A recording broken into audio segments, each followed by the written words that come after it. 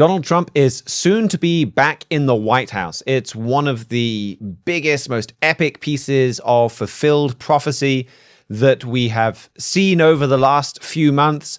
And it comes at a time where there is fulfilled prophecy all around us. We just sent our latest print edition of our Trumpet magazine off to the printers that digs in great depth into that and a whole load of other subjects. And we'll review that with you on today's Trumpet World.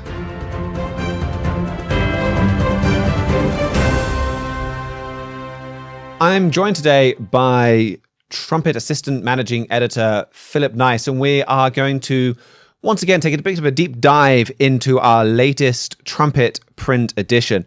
Philip, thank you for joining me. Good to be with you, and really good to be discussing this issue in particular. Yeah, this is an exciting issue, and that's where I wanted to start. I think we've got, there's 4 articles, I think, in total from Trumpet Editor-in-Chief Gerald Flurry. But 3 of them really do quite directly revolve around fulfilled prophecy, where we've got the first one, a miracle victory on the return of Donald Trump. And then even the infographic, I mean, he didn't write the infographic, but it's an excellent companion to his article that goes through all of the forecasts that he made, all of those different times where he said that Donald Trump would come back, and puts it side by side with all of these news events that so often looked like they were saying Donald Trump will not be back, that he cannot come back, and that the Republicans need some kind of new, different candidate. So there's that, and then he's got his article, The Fall and Rise of Lebanon, where that's an entirely different fulfilled prophecy. And that opens with many statements that he'd made based on Bible prophecy about what is happening in Lebanon. And then finally, there's his article, After Trump's Victory, Watch Germany, that is about a prophecy more in the midst of being fulfilled. But I think you can see fulfilled prophecy in the way that the German government fell right after the election in the United States. So I think on powerful, vivid display in this Trumpet magazine is fulfilled Bible prophecy. I think so. And I think that you and I have talked about this before, but that phrase Bible prophecy or fulfilled Bible prophecy certainly perks people's ears up. But I think there's just so many different ideas of what that is or what that looks like. You see the Nostradamus prophecies on the tabloids at the supermarket, at least we do here in America. Certain types of tabloids just really play on that interest that a lot of people have. But this Trumpet, starting on page 1, it says this is what fulfilled Bible prophecy looks like in 2024 in the American political situation, or like you said, in foreign affairs as well. And so that's obviously a huge claim to make.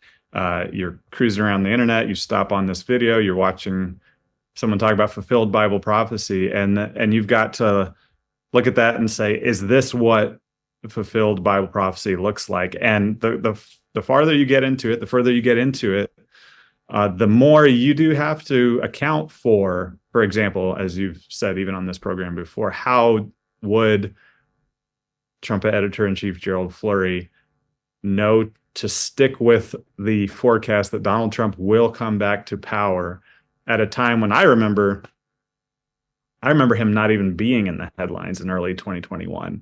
And the first time he was, it was kind of, I wondered if even he wanted to take another run at the presidency, let alone, succeed in it. So I'm glad that you just underlined that from the very beginning. This is fulfilled Bible prophecy, and obviously that's a challenge to the viewer to check out and prove for themselves. And it's a challenge. I mean, it's a challenge not from us in many ways. It's a challenge directly from the Bible itself. Isaiah 41 and verse 21, God says, "Produce your cause, says the Eternal. Bring forth your strong reasons, says the King of Jacob. Let them bring forth, show us what will happen.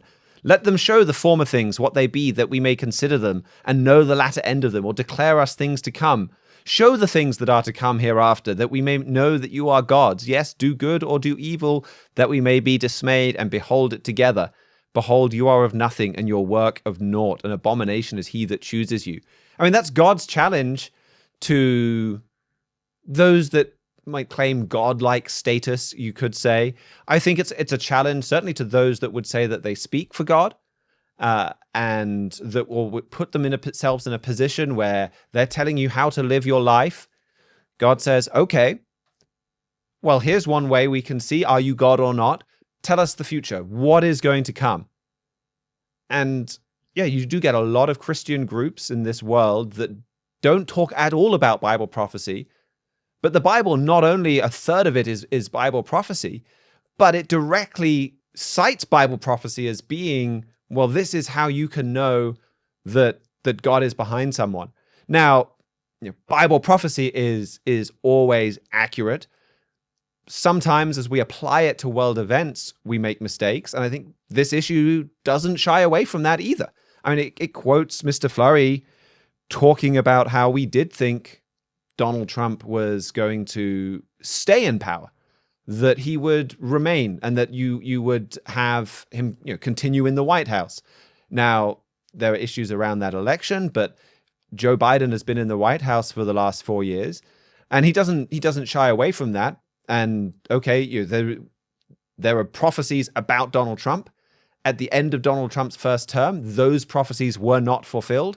So Mr. Flurry said, well, there's more of Donald Trump as president coming. It is natural to think that would mean that he would remain in the White House. That didn't happen, but that's our mistake. That's not the Bible's mistake. And really this issue in all of those articles, shows, God can forecast what can come next. And even that underscores that point. Men make mistakes, but God knows what is coming next. Right. And as you say, those who speak for God do have to account for the fact that so much of the Bible contains Bible prophecy or contains prophecy. It, I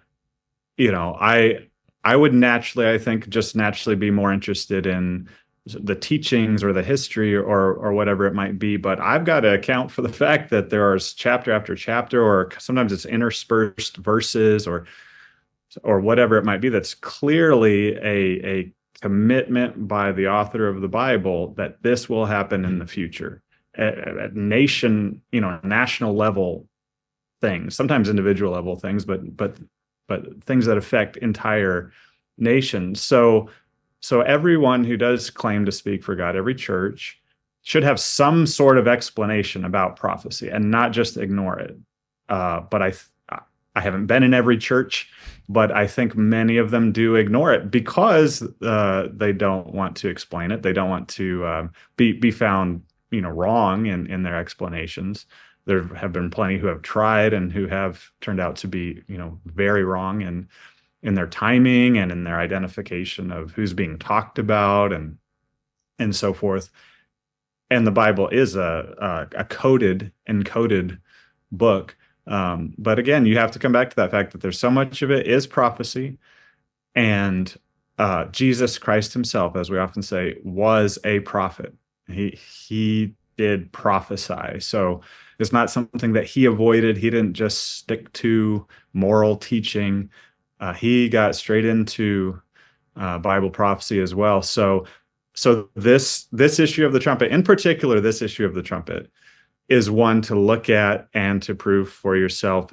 Am I looking at the correct explanation of Amos and these other books? Is this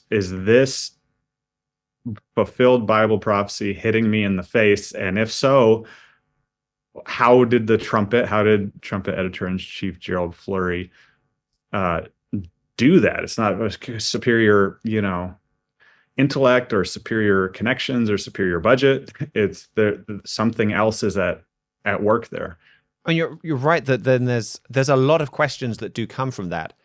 I mean, just listening to you speak, I'm kind of reminded of, you look at, say, early church history, and the Christian church, as far as what the world watches and looks at in the first few centuries after Jesus Christ, they did talk quite a bit about Bible prophecy because they see it in the Bible.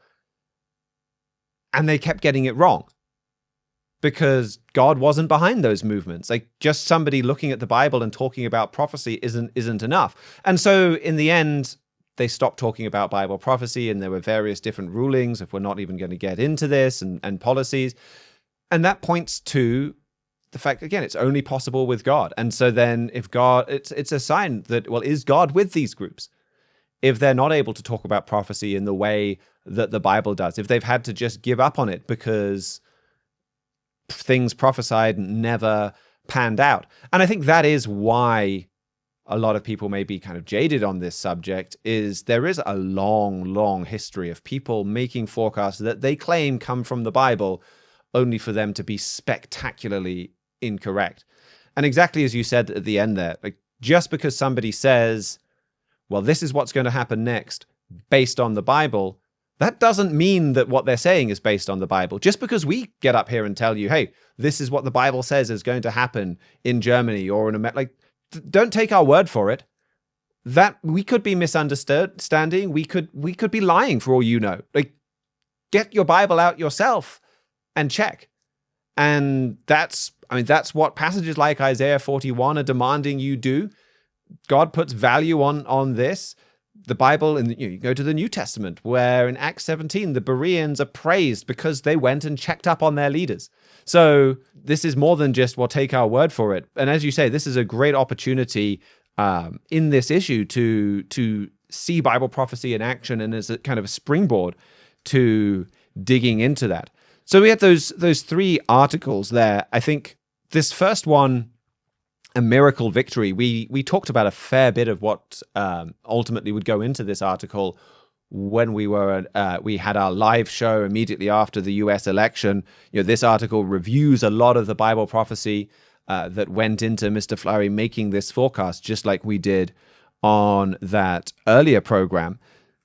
So maybe for now, if we move on to talking about the Middle East article, the fall and rise of Lebanon, I think that's, like, I could see this, I think in any other month could well have been a cover issue, like for the Trumpet print. And one of the things that we'd be talking about a huge amount, because it's an epic example of fulfilled prophecy, it just kind of got buried by this even bigger example of Donald Trump winning that election.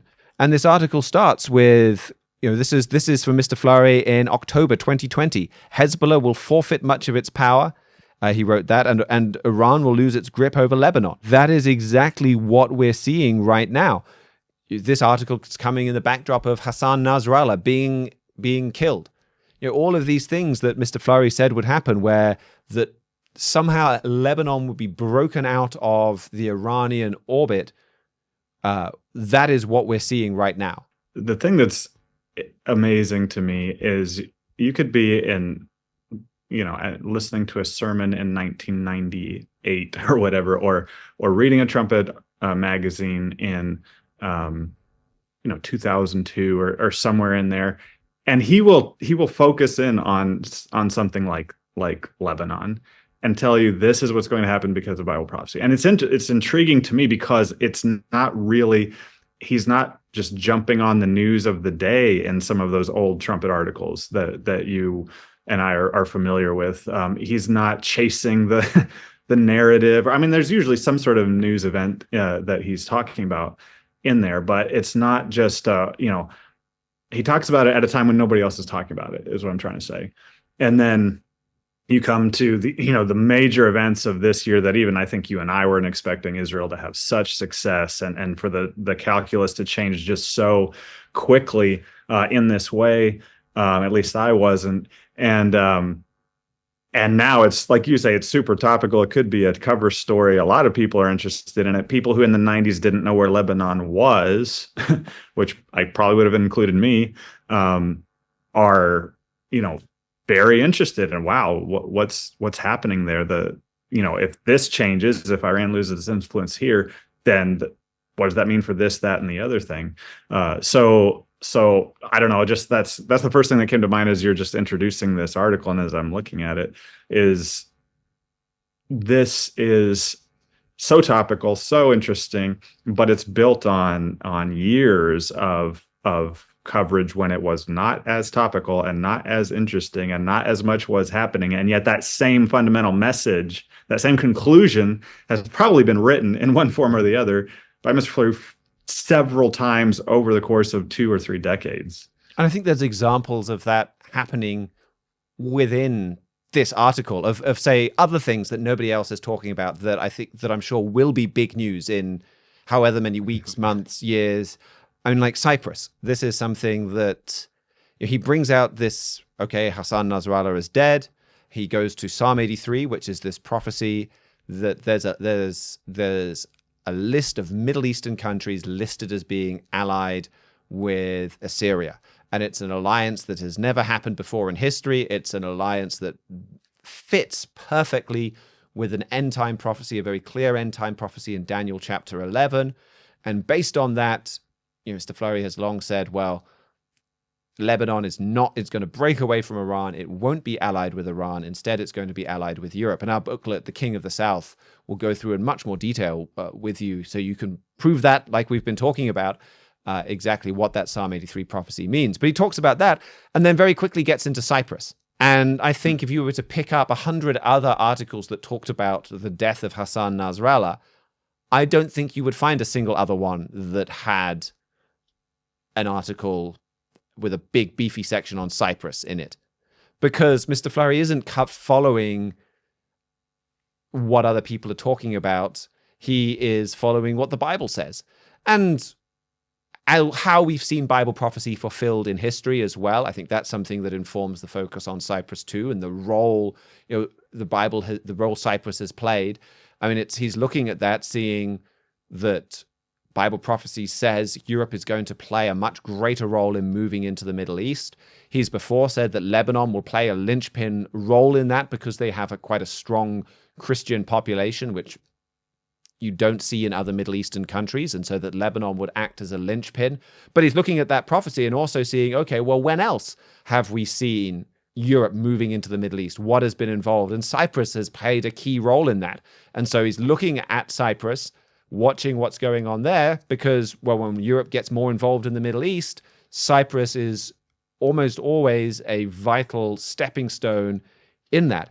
So I think that the way that is covered there is also just fascinating. I think so. I think that it's a revelation to a lot of people that the Bible talks about, specific nations and specific things happening, and some have, like you said, tried to find, okay, well, what do these names in the Bible, do they correspond to something that happened in the Middle Ages? Do they correspond to something that happened in the 1800s or the distant future from now? But if you get into it and if you read it, then you will see, oh, well, this connects to that and this connects to that. But then you compare it to what is actually happening in the world, right? Like what actually transpired. And for, years or decades, maybe, you're waiting for it. You're looking for it. It hasn't happened yet. We're at a juncture, not only with the American politics, and more than just American politics, the American nation, but also with Lebanon, also with Iran, as you say, also with these major powers. You've heard it called an inflection point. This is happening now, and it's not just. I think, as you said, it's not just in the future. Watch for this. We're still watching for a lot of things, but it has happened in Lebanon. It has happened. It's the calculus has changed. The situation on the ground is different. The world is different in Lebanon than it was a couple weeks, months ago, and yet somehow this explanation of Bible prophecy has been on the books for hundreds, thousands of years. So it's intriguing, it's fascinating, and you've got to keep digging to actually prove it. Just don't read it and accept it, but definitely stop, have a look, think about it, and realize, as you said, these are all different. They're very different events, but they're all fulfilled prophecy. And I think both of these events, it's kind of odd in some ways. We're talking about Lebanon and Donald Trump's election as being parallel, but they really are, in that I think there are some things that if you're a very clever analyst, you can forecast. And you can kind of say, look, I think this is how this country's relationship, these are its alliances, its power is going to develop over the next 10, 20 years. For Lebanon, one of the massive decisive events was a chunk of fertilizer that Hezbollah was using as ingredients for bombs exploded in Beirut and caused masses of damage. Like, if you're sitting and making a 5-year, 10-year forecast for Lebanon, you can't take into account one of the largest accidental explosions in history hitting the country's capital city because Hezbollah was careless with the dockyards, and then that completely changing this terrorist group's basis for political support within Lebanon, allowing them to be much more easily dislodged from power and changing the whole trajectory of the country. And then it's the same, you think about Donald Trump, and one of the major decisive points for the election was the assassination attempt. And obviously, if his head had been pointed slightly differently, he wouldn't be president-elect right now. And again, that's something that, you can analyze polls, and maybe somebody could come up with a better statistical model for analyzing polls months out from an election and taking into account media views and do better than the current crop of reporters at predicting who's going to win. You're not going to be able to predict someone turning their head to dodge a bullet. And I think that's an important part of only God can do that, but also it points to God's, not just his power in forecasting what is going to happen, but actively intervening to fulfill those forecasts. And that's something that Mr. Fleury has pointed to time and time again as well, that if we're understanding why prophecy and why God gives prophecy, it shows his power to forecast, but he shows that he rules in the kingdom of men, that, as it says in Daniel 4, I think we've quoted that perhaps more than any other scripture on this show, that fulfilled prophecy shows God is involved, that he's involved in this world, that if you turn to him, he can be involved in your life, that he is not a distant, hands-off father, and that he is involved in his children on this planet, and ultimately he's involved with the whole planet as he plans to bring all of mankind into his family. So it's just interesting that you see both of those stories here, both of which very clearly show not just God accurately forecasting, but God being very involved in their fulfillment. Right. You're talking about how many things are connected. As human beings and even in journalism, we like to, and we need to, put things in different categories and different silos and separate things from one another. And you can say, well, I'm kind of a news junkie, or I'm kind of into this or I'm into that. But these things are all connected. Like you say, I mean, Christians in particular, they're the ones who might be interested in Bible prophecy. Well, and a lot of regular people too, but many Christians, obviously the Bible is their book, and that God is the one God who, renewed the surface of the earth in 6 days, on the seventh day rested. This idea of this one creator God, and him having a purpose in all of this, and him having certainly the capacity to influence and change things, like you say. As you read the Bible, you get to know that God, and it becomes more and more logical to look at the nations as a drop in the bucket. To look at the surface of the earth and this entire generation of human beings as not as important as we think we are, not as just, like he has that great power and he's using it. So he's not just doing it for its own sake. He's doing it to communicate to us, right? That's why Bible prophecy is there. There is a message in it. There is something personal that we take from it, and we live our lives differently. We do different things than we otherwise would have done because of Bible prophecy. It's not just the script that's playing out that doesn't matter, that you don't have any effect on or anything. It's a message. I think, as you were introducing there, it's a message from God to us that we do need to act on and take a lot of inspiration, I think, and hope from. I mean, it's something you see mocked, I think, as well from the from atheists, this idea that they'll make fun of the idea, like, oh, you prayed about finding your car keys? Is God really concerned about you finding your car keys? The earth in this massive universe is so tiny and insignificant that even if there was a God, he would not care what people on it are doing. And in many ways, Bible prophecy is God's answer to that, where he's saying, I am very involved in what is going on this earth, and you can prove it. And that's what we've seen with Donald Trump coming back, where, he was very involved with exactly when one of man's 8 billion human beings happened to turn his head to look at a different screen. Like, God is involved in world events. But I wanted to go down to that third article from Mr. Flurry that we mentioned after Trump's victory, Watch Germany, where this is, I think, a little different from the two in that this is a much, much older, long-standing prophecy. I mean, all of these prophecies are in the Bible. They're all very old from that standpoint, but God reveals them at different times, and God's church grows in understanding of those. And Herbert W. Armstrong forecast the rise of a German strongman. He was writing about this years and decades ago. This has got to be one of the most long-standing forecasts of his.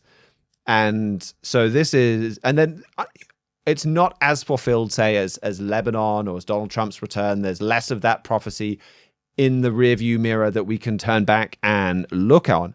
But it was really remarkable the way that you had Donald Trump, and in many ways, apparently coincidentally, the same day that the world was waking up to find out who had won the American election, Germany was waking up to find out, oh, we don't have a government anymore. We're going to have some kind of election. And I think Bible prophecy really does provide the connection between those two. That Bible prophecy talks about one individual that would have a really major, powerful role, a destructive role in US politics. And then Mr. Flurry wrote over the summer, we're going to see that guy diminished. And then the next person like that he talks about is going to rise up in Europe. And so we see him diminished in America, and immediately Europe goes to the vote. And Mr. Flurry's focus there was, well, watch for what happens in Germany to lead to the rise of this German strongman. Now that you look at what is apparently going to happen, the way that all the pundits believe things will play out in Germany, you are heading for a long time of weak government and even chaos. And back then, when they first announced the election, Olaf Scholz wanted to cling to power for as long as possible. Germany was going to look at having elections in late March. There was a lot of pressure on him for that. That's been brought forward now to late February. But everything kind of points to an inconclusive election. That's what all the polls say that you would have. And last time, or one of the times that we had that, it took them 6 months to negotiate a government. You kind of start adding this timeline together, and you're looking at potentially Germany spending the best part of the first year of Donald Trump's time in office, still figuring out how are they going to govern themselves. And then meanwhile, this has been on display just the last week or so, where France still has this inconclusive elections that they had over the summer, and their constitution doesn't allow them to call snap elections right away. And now you've got a situation where the French government can't get its budget through. You've got one small faction in the French parliament, in the National Assembly there, threatening to hold a censure motion and boot out the prime minister. And France can't get its act together. These are Europe's two biggest powers. The European Union coalition is almost at the brink of falling apart before they finally even got it formed over various different regional squabbles. Of the Spanish have decided they don't actually like the person that's about to be appointed as their EU commissioner. Like, everywhere you look, there is chaos and infighting and weak government, and nobody has any easy solutions out there. So Europe is falling into a chaos. And Mr. Flurry long talked about this chaos as being a precursor to a strongman. Like, okay, the Bible says we're going to have a European strongman who's going to play a massive role in end-time events. How do we get there? Well, weak coalition negotiations. Well, let me just look at some of the quotes for that. In 2009, Mr. Flurry said that this leader could perhaps take advantage of a weak coalition. 2002, he talked about him taking power dishonorably, not through votes, coming through a back door. And in this article, he likened it to the way we saw Kamala Harris come into the picture, where Joe Biden is kind of removed at the last minute. We don't have time to go through the normal primary system that we would usually use to choose a Democratic candidate. We've got to parachute someone in. And so as you see lengthy coalitions and no sign of any leadership, and Europe is full of all of these different crises, and you've got Russia firing ICBMs at Ukraine and all of this going on, well, there's a lot of pressure just to short circuit the normal decision makings and parachute someone in. So that part of how this prophecy could be fulfilled, I think we're seeing that has happened already. Right, and rewind. I mean, Scholz is the first chancellor since to come after Merkel, and there were many years of comparative stability in the Merkel years because Merkel was always there. Like whatever happened, she ended up at the top of whatever election or coalition it was, and there was a certain stability there. But even then, the Trumpet, for those who read the Trumpet, have read the Trumpet, watch the Key of David and the Trumpet Daily. They know that the Trumpet has been looking for every little twinge, every little twitch in German politics, and to look for these exact conditions to occur, the instability to get just to the breaking point in Germany. And we've been looking very closely. We've been saying it's going to happen because there's this end result that Mr. Fleury has said literally for decades. Mr.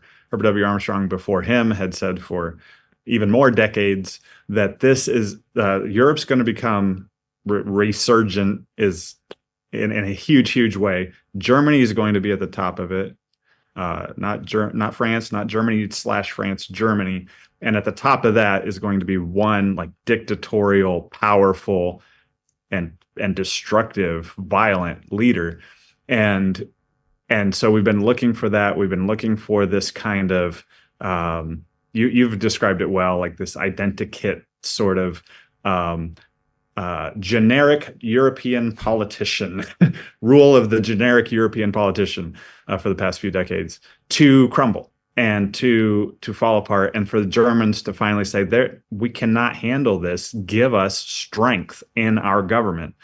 And again, Merkel was kind of a placeholder, a kind of a stable influence as things under the surface started to get more and more wild, as fringe parties started to get more and more powerful, as the fringe moved further to the fringe, and then as the center was being just self-destructive to the European people, to the German people.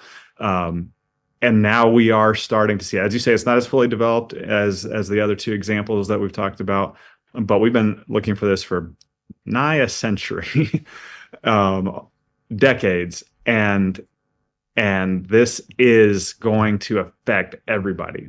The man who takes power in Germany, Europe, is going to affect literally everyone who could possibly be watching this. Yeah. And that's, I thought this was really interesting so we were doing the live show the day after the election. And then before we were talking, I was talking to Joshua Michels here in the UK. We were doing a bit of a live show. One thing that came up in several comments on YouTube and then in several emails that people sent as well was basically, okay, you guys are right about Donald Trump coming back, but Mr. Fleury has also been pointing to this individual, Karl Theodor zu Guttenberg, saying that he would come to power and be a strong man in Germany. That hasn't happened.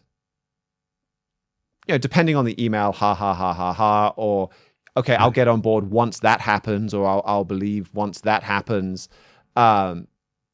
Which, this article, Mr. Fleury goes right to that. Again, we're not trying to hide anything here, where he talks about Karl Theodor zu Guttenberg as an individual that he still believes could well fulfill that prophesied strongman and closely matches what we'd be expecting from this prophesied strongman. And Joshua and I even talked about him on that Wednesday show, which I don't think those sending in the comments kind of listened to that much of the show, because I think we made quite clear we still stand behind that forecast. But I just thought it was fascinating that was where some people immediately went. And in some, like, okay, what we've seen with Donald Trump, that's not enough fulfilled prophecy. I want this one as well. I mean, I do think when you see this German strongman, because we've been talking about it for so long, yeah, I think that probably will be a more dramatic moment, and we probably have a trumpet edition that talks about it even more than this one talks about Donald Trump's comeback. So yeah, I think that will be a dramatic moment. But I mean, for someone to say, well, Donald Trump's return isn't dramatic enough, I want to wait for this one too, is a bit of an odd thing to say. But anyway, this article does get into Karl Theodor zu Guttenberg as well, and even ties him into what you see with Donald Trump. I mean, I was surprised going through some of this material and hearing some of it a little bit earlier in a message from Mr. Fleury about just how anti Donald Trump this guy is. I mean, we're used to people being anti Donald Trump, and again, I was kind of surprised talking to Joshua where he said, I've had family members tell me, you're in America, why don't you assassinate Donald Trump? Like the level of hatred that there is there, even in Europe. But still, he said that Donald Trump has fascistic traits. He's called him the blonde maniac in Washington, or ruthless tyrant, or violent madman, depending on how you translate the particular German word. Or he said he called him the greatest scumbag that we have ever had in US politics. But this is somebody who genuinely had ambitions to being Angela Merkel's successor, who was her defense minister, who even now is kind of viewed a bit as an elder statesman. Like that isn't normally the way that these people talk. So, I think focusing on him and maybe the potential for, as Germany falls into chaos, right as America probably leads into this resurgence and more strength behind Donald Trump, somebody that is so outspoken there, maybe that will be part of how he'll emerge as a real leader in Germany, as somebody who promises to save them from what he calls the maniac in Washington. I mean, he's out of politics for now, but if you take him at face value about what he says about Donald Trump, if he really believes that he is that dangerous, I mean, would that be reason for him to come out of retirement? Well, I mean, to your point, and to the viewers' points who are emailing in and making those comments, these things alone do not mean that this man will be the fulfillment, the tyrant of a modern Holy Roman Empire.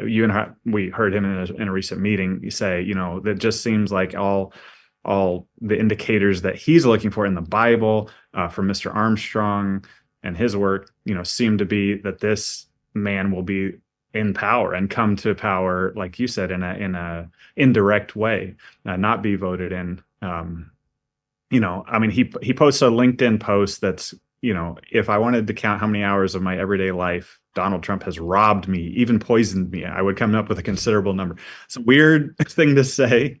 It's significant. But that itself doesn't mean it, and that he's going to be the leader. The words in Amos 7, the words in Kings that Mr. Fleury pointed to, they themselves do not self-evidently prove that Donald Trump will become president again and regain the office that was stolen from him. And I hope people don't think that, you put up this LinkedIn quote and then it's self-evidently he's going to be the Daniel 8 man. No, Trump's staff doesn't think that. Mr. Fleury doesn't think that. But this is the exact type of thing that I'm saying about like these articles that have been written over decades, the things that have been emphasized, that again, they don't self-evidently prove it. And yet, time after time, and as we see with Donald Trump, as we see in Lebanon, as we're going to see in Germany, those things bear out, those things prove true. And the conclusion that they're leading to, the identification of who the king of the north in the Bible is, or who the king of fierce countenance is, as Germany, as a German strongman, that turns out. So the point is that you can't. It's not this big logical, convincing argument that anybody could see if they would just look at it. in the same way that in the Bible, God used certain people to explain uh, the prophecy. It was not self-evident. Um, it's there. You've got to account for it. You've got to know that it's there for a reason. It's a communication from God to you. A prophecy is, and what does it mean? He doesn't reveal it to millions of different people. He if you take the Bible as your model of how he's always done it, he explains it through someone. And so that's obviously a huge claim to make. But that's what this issue is really challenging you to do. And I think that's a great segue to the next article I wanted to talk about, which is the commentary there from Trumpet managing editor Joel Hilliker, Follow This Man's Faith. Because I think that this is an important point to make. We've talked about already on this show quite a bit. Well, Mr. Flurry said this, Mr. Flurry said that, Herbert W. Armstrong said this or that. And I think we've worked quite hard as well to put the focus on God, and it's about God's power. Mr. Flurry would be one of the first to correct us if we were focusing on him and not on God. And he would absolutely say, all of this is it's about God. It's not about him figuring anything out or his particular skill or wisdom or anything like that. It's something that all goes back to God. But like you said, God works through individuals, and you look at the Bible and he will work through one man at a time. And then another aspect of that you can kind of learn from a man that God is using is something that Mr. Hilliker brings out in this commentary, Follow This Man's Faith, where, again, he goes back over some of these quotes, some of Mr. Flurry saying, well, Donald Trump is going to come back. And he wrote, this man has stepped out in bold, Bible-based faith, repeatedly making specific forecasts and bold decisions based on Bible prophecy. And he gives a brief history of some of those decisions and some of those steps.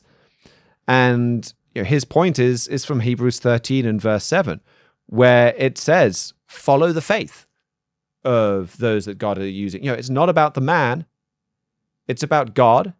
And it's about who is pointing you to God, and it's about following their faith, or as the Revised Standard Version reads, imitate their faith. Mr. Hilliker concludes, real faith is grounded in the Bible and its promises.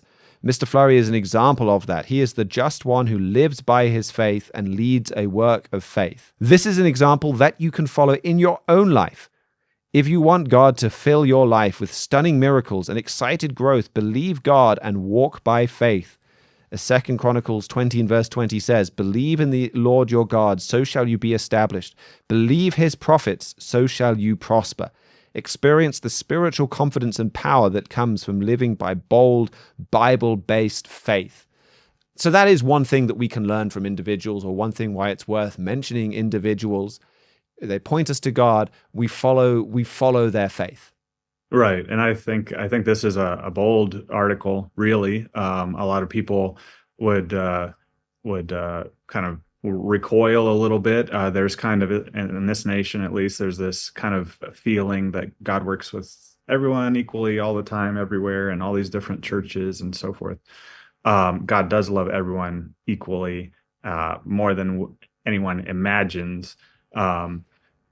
But if you're looking at the Bible and looking for how he has always done things, I was talking with my kids the other day about Moses and how a couple times others in the congregation, other leaders, probably good people in a lot of ways, Aaron, Miriam, Korah,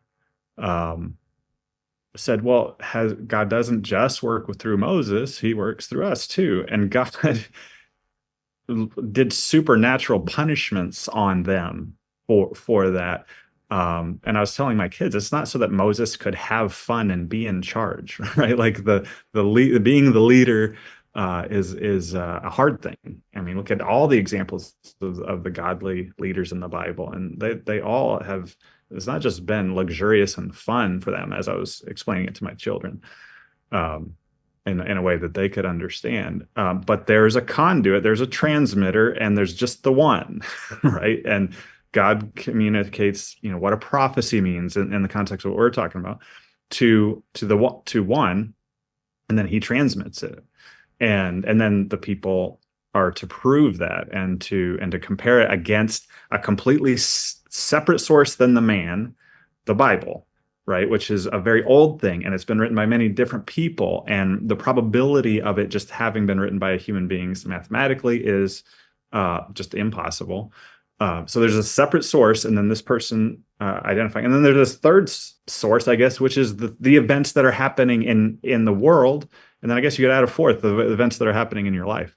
So it is a big claim to make. Oh, God is working through one man, not because he favors him, not because he's more intelligent than everybody else, or better personality, or richer, or anything else that we often focus on, but he has chosen to transmit his prophecies and his law and his both of which are his love to human beings through a source, through a transmitter, if you will. And you will do well to listen to that transmitter, to find that transmitter. And so you got to look at the Bible, you got to look at the way God has done things in the Bible, and you got to look at, as we said, what the Trumpet and Mr. Fleury, editor-in-chief of the Trumpet, is saying, and then prove that for yourself, whether the prophecy, the way of life, the other teachings, moral teachings that you read in the Trumpet aren't all true. You do have to prove that for yourself. You can't just take our word for it or Mr. Fleury's word for it. As you said, I mean, he's emphasized, when somebody was supporting Mr. Armstrong and saying he uncovered these prophecies, he actually really hammered that and said he did not uncover those prophecies. Like, God made it clear and basically, in my words, transmitted it to everyone through Mr. Armstrong. He didn't have just better physical capabilities, and so that's I think important to understand. Again, this is a bold article to make this claim, but check it out, compare it against the Bible, compare this whole issue against the Bible, and it will definitely engage your mind, and you'll definitely see the Bible in a more relevant and more fresh way, and your life will be better for it. Well, I think that also leads us quite nicely onto this other article from Mr. Fleury. What is mankind's purpose? Something that a lot of people, a bit different to the other articles we've talked about, but something that a lot of people will ponder. And this subject kind of comes up in this article in some ways. Like, I think this is a subject, what you're talking about, where humanly, we tend to go to one of two different extremes. And you do have some churches that are kind of like, God works through one man, and your responsibility is unquestioning obedience. Doesn't even matter if you understand the Bible or can read the Bible in your language, for that matter. Your job is to just follow that and do what you're told.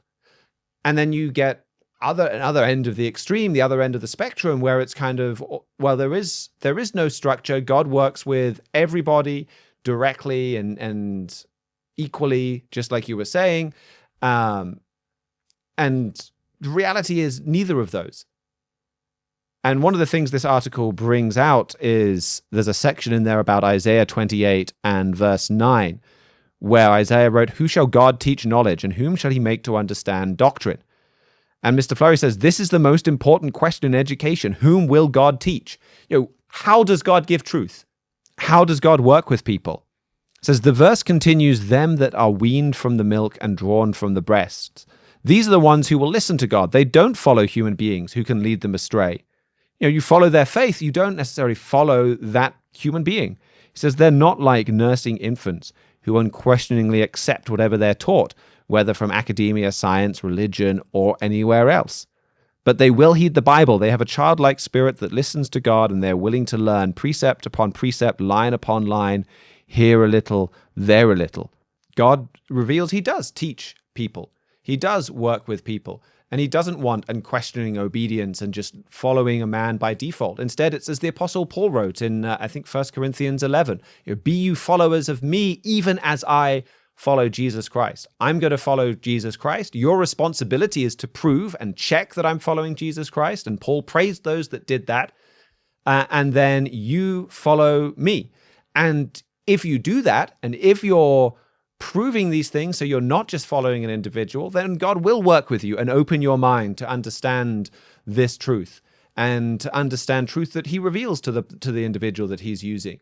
And so, yeah, God does work with people, but there is still authority and a system of government in his church. And I think the rest of this article really makes this clear. It goes back to, okay, well, why man? Why does God working with human beings? I mean, this is something that traditional Christianity is pretty ignorant with. What's the end goal here? And a lot of them, it's kind of like, well, you end up in heaven. That is vaguely a nice place, and yeah, but okay, but like, why have all of this? And this article talks about, well, he says that is why man. It's about finishing the creation of God. That creation isn't purely physical, it's about building God's character as well. He says a bit further up, man was to improve this physical earth, making it beautiful with all the necessary finishing touches. It's about finishing the creation of mankind, of the earth, of the universe, expanding on, like, there is a lot to get done. And what do you see whenever there is a lot to get done? You see structure and you see organization. Like, if God created mankind to accomplish, well, then we need that structure and that government, and we need to get used to working under that structure and that government today. We also need God working in our lives individually. And so that article, I think, in some ways, it goes with that and brings out that balance that is missing from just almost everywhere else. As you're talking, I'm thinking about how all these things tie together. I mean, what is the great Christian idea? Like, what's the whole thing? When the world was following, the different gods of different things, and the gods of the earth and the sea and whatever, or a pantheon of gods or pagan gods. The Christianity came and just blew it out of the water with this truth that it's all coming from one great creator God, and one great God who loves his creation and is working with his creation. And that just set people's minds on fire. It was amazing. It was incredible. And unfortunately, it had to be counterfeited and was counterfeited.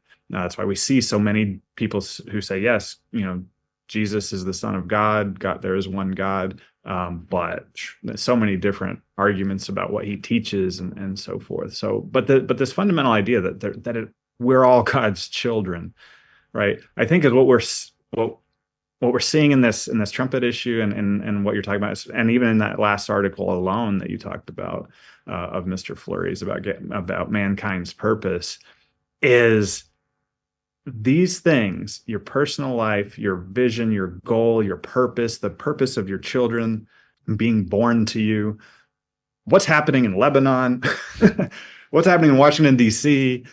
Yeah, these things are connected, are related, because they all do come back to the one creator God that we all, that Christians all fundamentally, basically believe in.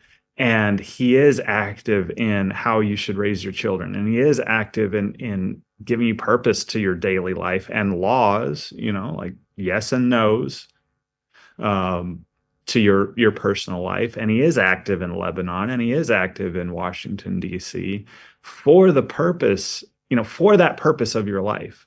Not for its own purpose, not just to play out like a pre-programmed chess match or something like that, but to get individuals, children, adults, to have that fundamental humbled attitude and love toward God and obedience toward God. I mean, if you really understand it, that prophecy is about Lebanon, prophecy is about Israel, prophecy, those all will eventually get back to turning people to know the true God. Many Christians don't. Many churches don't. That's why they're all arguing. That's why they all conflict. And God is working out a plan for us to realize our purpose and potential, which is to know him. Well, I think that's a great conclusion to all of these kind of Mr. Fleury articles that we've been talking about. Just before we finish up the show, I think we could do a quick rundown of some of the other articles that are in here. I think we've had the authors of just about all of these on the show to discuss exactly that. But we do going kind of chronologically or going through the issue from front to back. We have Blueprint for an Economic Resurgence by Andrew Miller that I think zooms in on or uses a couple of different ways to make one really important point, and that is that so much of the turnaround that America experiences under Donald Trump is up to Americans. It's about what do you do? And this is purely in the economic sense, but he talks about, say, Elon Musk being appointed to balance the budget. And really, the situation that you have with all of this money being wasted, it is the product of systemic issues. It is the product of the system and the way human beings function within that system. And so cutting waste, well, it's not as simple as just going in there and firing people like it is at Twitter. You have, like, pork barrel spending exists for a reason.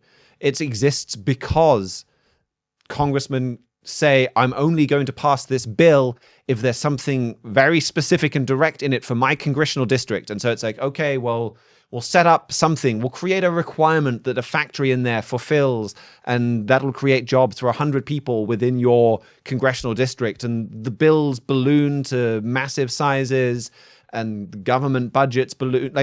So if Elon Musk is going to be successful, it's not just about Elon Musk. It is about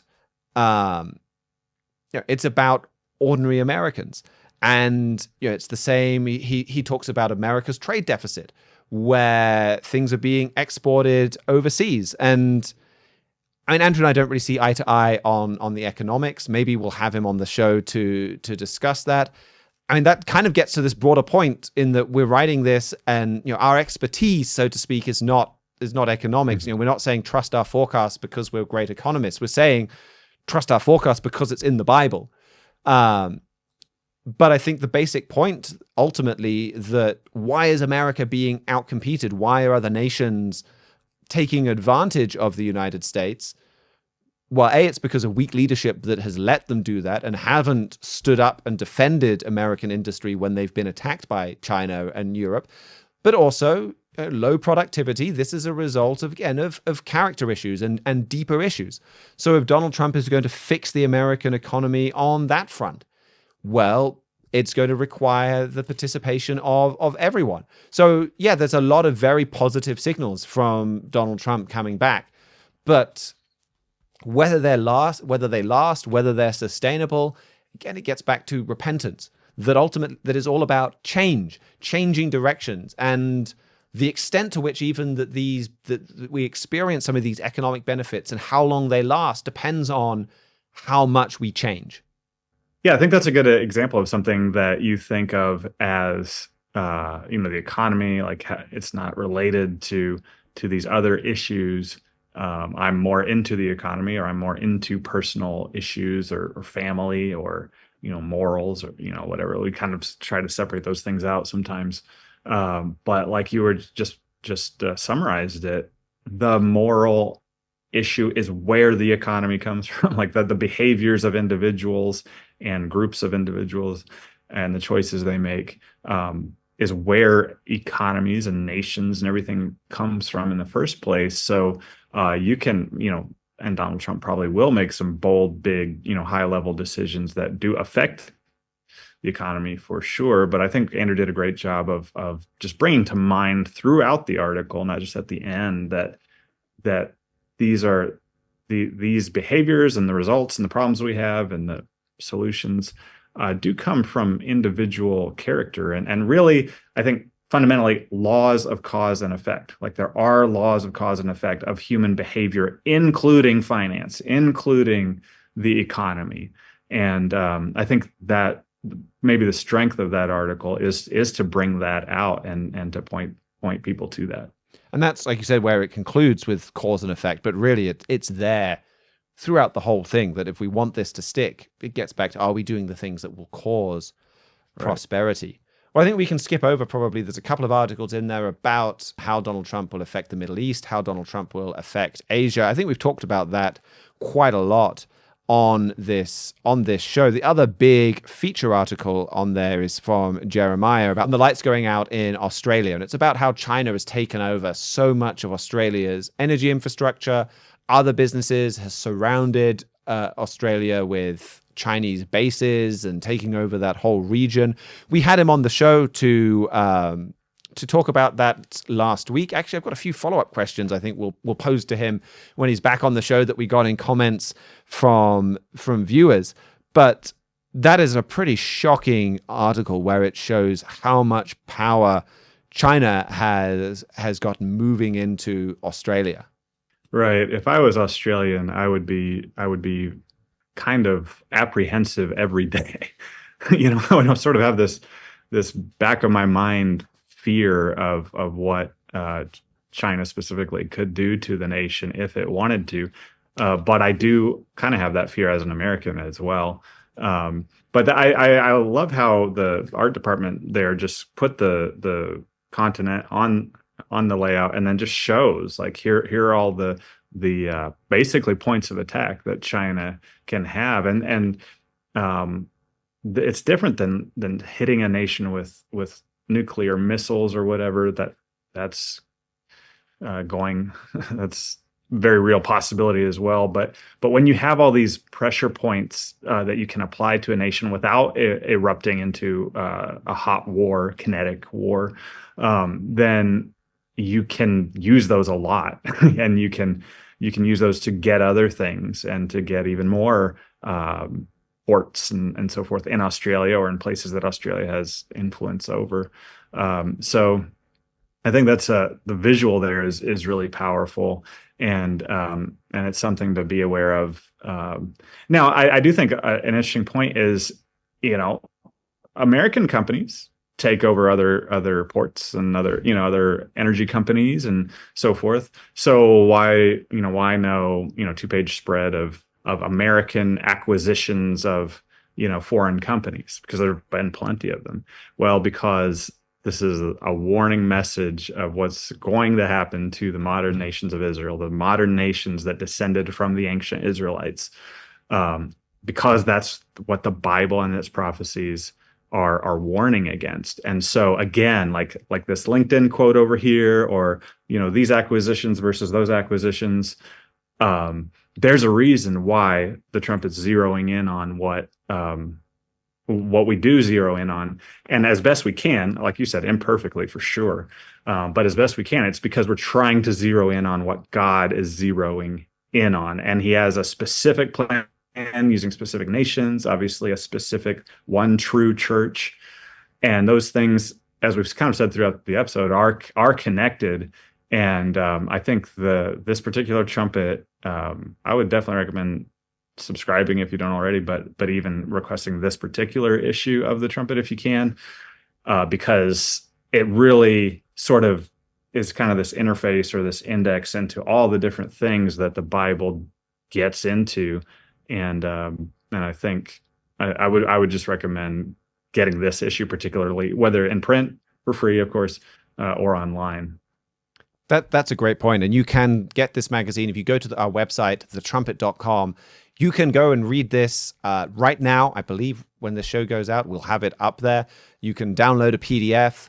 You can subscribe. There's a subscribe now button, and this magazine is free. We'll be very happy to send it to you. It comes out 10 times a year.